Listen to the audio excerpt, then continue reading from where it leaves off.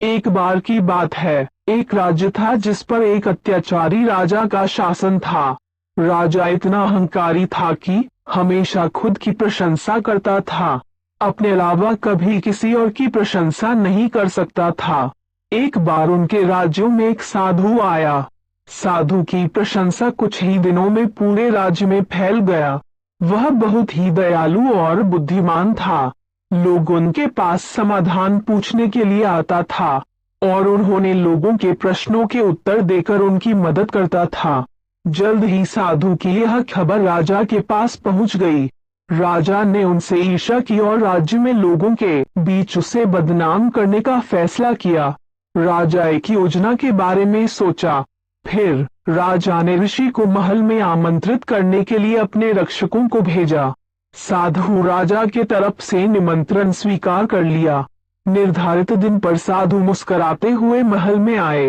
राजा ने साधु का स्वागत किया।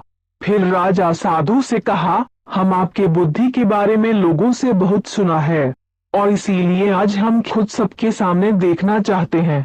राजा ने कहा, मैं तुमसे कुछ सवाल पूछूंगा। जवाब में साधु मुस्कुराते हुए अपना सर हिलाया। राजा के हाथ में काले कपड़ों का एक थैली था। फिर राजा साधु से सवाल किया, बताओ मेरे हाथ में क्या है? साधु ने उत्तर दिया, महाराज आप उस थैली के अंदर एक एक पक्षी को पकड़े हुए हैं।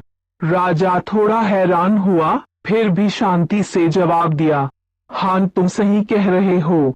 अब बताओ हमारे हाथ में पक्षी जिंदा है या मर गया? यदि आप एक बुद्धिमान व्यक्ति है तो आप हमारे सवालों का उत्तर देने में सक्षम होगी। राजा ने यह टिप्पणी की। राजा अपने मन ही मन एक योजना बनाई। अगर साधु कहता है कि पक्षी जीवित है तो वह पक्षी की गर्दन दबाकर उसे मार देगा और सभी लोगों को यह एक मरा हुआ पक्षी दिखाएगा। और यदि वह कहता है कि यह एक मरा हुआ पक्षी है तो राजा पक्षी को जीवित रहने देगा और सभी को दिखाएगा कि यह जीवित है। राजा ने सोचा कि उसने चाहे जो भी उत्तर देगा यह राजा के लिए एक जीत की स्थिति होगा।